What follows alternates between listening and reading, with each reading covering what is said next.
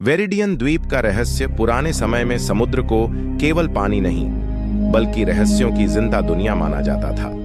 नाविक कहते थे, समुद्र सब कुछ देखता है और कभी कभी परीक्षा भी लेता है। अरब सागर के बीचों बीच एक ऐसा रहस्यमयी टापू था जो किसी भी नक्शे में दर्ज नहीं था। उसका नाम था वेरिडियन द्वीप। कहते हैं यह द्वीप केवल उसी इंसान को दिखाई देता था जिसके दिल में लालच नहीं बल्कि सच्ची जिज्ञासा हो। इसी कहानी ने अरब के सबसे अमीर व्यापारी रहमान अल जहीर को बेचैन कर रखा था। उसके पास सोना, हीरे, जहाज और ताकत सब कुछ था, फिर भी उसके दिल में एक खालीपन था, जैसे असली खजाना उससे अब भी दूर हो। एक चांदनी रात रहमान ने कसम खाई, मैं वेरिडियन द्वीप को ढूंढ कर रहूंगा। भव्य जहाज तैयार हुए।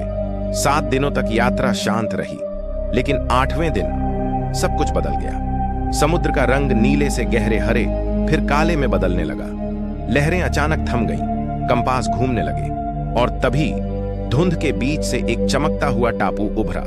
सोने जैसी रेत, मोतियों जैसे पेड़ और डरावनी शांति। रहमान अकेला टापू पर उतरा। बीचों बीच एक प्राचीन समुद्री मंदिर था। उसके द्वार पर लिखा था, जो सबसे कीमती चीज छोड़ सकता है वही आगे बढ़ेगा। रहमान मुस्कुराया। उसने सोने की पेटियां खोल दी, लेकिन द्वार नहीं खुला।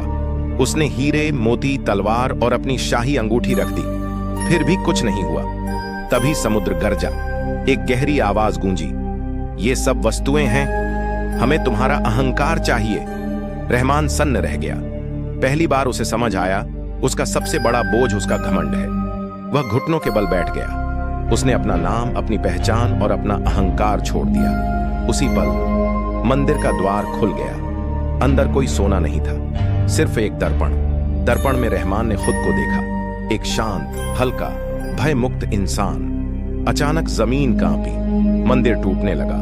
रहमान बाहर दौड़ा और उसकी आंखों के सामने वेरिडियन द्वीप समुद्र में डूब गया। वह जीवित लौटा, लेकिन बदला हुआ। उसने धन कमाया पर लालच छोड़ दिया। लोग कहते थे वह सबसे अमीर नहीं बल्कि सबसे समझदार इंसान बन गया। और आज भी नाविक कहते हैं, जब समुद्र अचानक शांत हो जाए तो समझ लेना कि वेरिडियन द्वीप किसी और के दिल की परीक्षा ले रहा है। अगर आपको ऐसी रहस्यमयी और दिमाग घुमा देने वाली कहानियां पसंद हैं तो वीडियो को लाइक जरूर करें, चैनल को सब्सक्राइब करें और बेल आइकॉन दबाना मत भूलिए, क्योंकि अगली कहानी शायद इससे भी ज्यादा खतरनाक हो।